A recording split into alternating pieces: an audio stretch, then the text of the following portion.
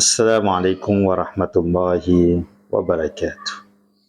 Androany dia andro zoma, andro lehibe manana ny maha izy azy, andro tsara indrindra eo anatrin'ny finoana Islam.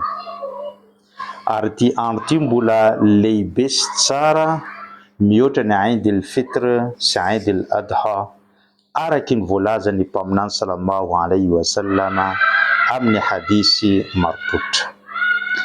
Iray amin'ireo zavatra mampiavaka ny andro zoma dia fisian'ny ora anankiray raha misy mpanompo mangataka amin'ny Allah, mitalao amin'ny Allah amin'ny ora io dia omeny Allah valimbavaka na hovaliany Allah avy hatrany ny doa izay ataony.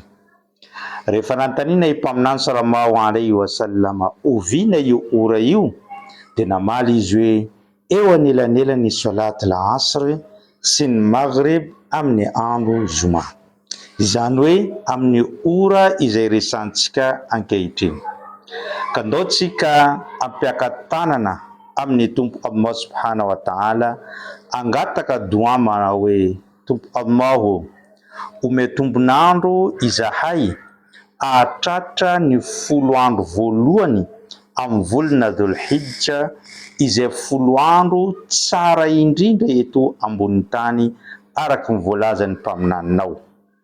Ary ome tombonandro ihany koa izahay mba ahatratra ny andro Arafa, izay andro anavotanao betsaka indrindra ireo mpanomponao mba tsy hiditra any anatiny afobe. Ary ataovy izay isan'ireo olona navotanao tsy ho isan'ny afobe amin'io andro Arafa ho avy io. Ary ome tombonandro ihany koa izay ahatratra ny Eid el-Adha amin'ny andro fanaovana sorona, ary omeo fahefana izahay mba ahavita natanteraka an'izany sorona izany satria lehibe tokoa ny valisoa azonay amin'izany. Ka mangataka aminao ry tompo Allah, anao ilay manankare-pahasoavana indrindra, ianao ilay mahefa ny zavadrehetra, ianao ilay mpanome anjara masoandro tsara indrindra, ka tolory anay, omeo anay izany fangatahana izany, omeo anay izany faniriana izany ry tompo Allah subhanahu wa ta'ala. Amin, amin, amin.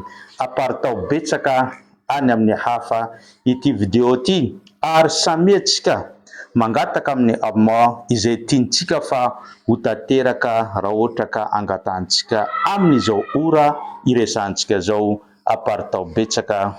Wassalamu alaikum wa rahmatullahi wa barakatuh.